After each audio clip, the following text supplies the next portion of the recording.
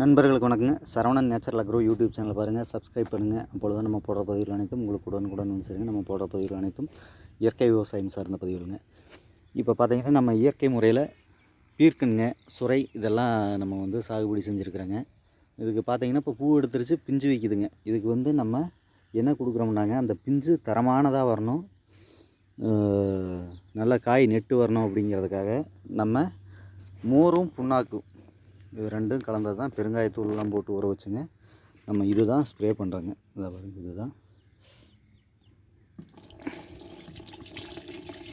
இது வந்து நம்ம ஸ்ப்ரே பண்ணையில் உங்களுக்கு என்ன ஆகுதுனாங்க, அளவுக்கு அதிகமான தேனீக்கள் உள்ள வருங்க,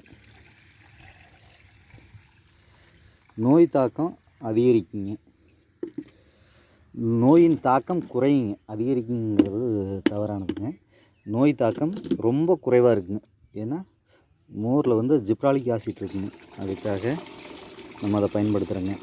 எதிர்ப்பு சக்தி அதிகம், அதனால் இதுதான் நம்ம பயன்படுத்திகிட்டு இருக்கிறோங்க. ஒவ்வொரு தடவையும் நம்ம எந்த இதாக இருந்தாலும் சரி இதுதான் நம்ம பயன்படுத்தி விளைச்சல் எடுத்துகிட்ருக்குறோங்க. ஏன்னா இது வந்து ரொம்ப சிறப்பானது. இன்றைக்கி எல்லோரும் பார்த்திங்கன்னா மக்கள் வந்து பூ எடுக்கிறதுக்காகவே செயற்கையான ரசாயனங்களை வந்து தெளிக்கிறாங்க. அது என்ன சொல்கிறாங்க, மருந்துன்னு சொல்கிறாங்க. அது மருந்தெல்லாம் கிடையாதுங்க, விஷம். நம்ம சாப்பிடக்கூடிய உணவு நஞ்சில்லாத உணவாக, நல் உணவாக இருக்கணும் அப்படிங்கிறது தான் நம்மளுடைய நோக்கம். அதுக்காக தான் நம்ம அதை செஞ்சிட்ருக்குறோங்க. ஏன்னா அதை சாப்பிடையில் நமக்கு ஏகப்பட்ட தொந்தரவுகள் நம்ம உடம்புல உள்ளே வந்து சேர்ந்துருங்க. அதனால் அதையெல்லாம் தவிர்த்து நம்ம இயற்கை முறையில் உற்பத்தி பண்ணக்கூடிய காய்கறிகளாக இருந்தாலும் சரி, அரிசிகளாக இருந்தாலும் சரி, பழங்களாக இருந்தாலும் சரி, எண்ணெய்களாக இருந்தாலும் சரிங்க, எல்லாம் இயற்கை முறையில் உற்பத்தியானதை நம்ம பயன்படுத்தி சாப்பிட்டோம்னா மட்டும்தான் நல் வாழ்க்கை வாழ முடியுங்க. நல்ல ஆரோக்கியமான வாழ்க்கை வாழ முடியும். இல்லைன்னா உணவே மருந்துங்கிற காலம் மாறிங்க. இன்றைக்கி வந்து மருந்தே உணவு அப்படிங்கிற சூழ்நிலைக்கு மக்கள் மாறிட்டாங்கிறத விட அது எப்படி சொல்கிறதுங்க, நம்ம அந்த பணம் சம்பாதிக்கணுங்கிற நோக்கத்தில் நம்ம மாறிட்டோம், அவ்வளோதானே தவிர வேறு எந்த இதுவும் கிடையாதுங்க. நல்ல ஆரோக்கியமாக இருக்குன்னா நல் உணவை தேர்ந்தெடுத்து சாப்பிட்டோம்னா மட்டும்தான் நம்ம நல்ல ஆரோக்கியமாக இருக்க முடியும். அதனால் அனைவருமே இயற்கை விவசாயத்துக்கு மாறணுங்க. ஏன்னா நான் ஒருத்த மட்டும் பயன்படுத்தி எல்லாத்துக்கும் உற்பத்தி பண்ணி கொடுத்துட முடியாது.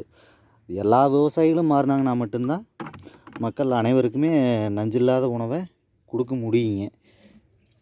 அதனால் ஒவ்வொரு விவசாயிகளுமே இயற்கை முறை விவசாயத்துக்கு வரணும்.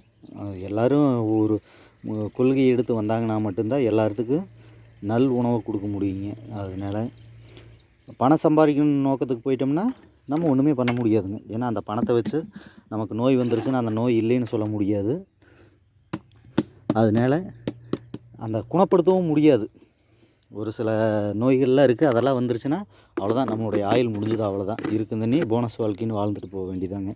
அந்த சூழ்நிலைக்கு இன்றைக்கி மாறிடுச்சுங்க. அதனால் அதையெல்லாம் தவிர்த்து வாழந்தண்ணி நோய் இல்லாமல் ஆரோக்கியமான வாழ்க்கை வாழணும். அடுத்த தலைமுறை நல்லா இருக்குன்னா ஒவ்வொரு விவசாயிகளும் நஞ்சில்லாத உணவு உற்பத்தி பண்ணி கொடுக்கணும். அப்போ தான் எல்லோரும் நல் வாழ்க்கை வாழ முடியுங்க. அதனால் அனைவருமே இயற்கை விவசாயத்தை நோக்கி வாருங்கள், வரவேற்கிறோம். நம் தேகம் காப்போம், நம் தேசம் காப்போங்க.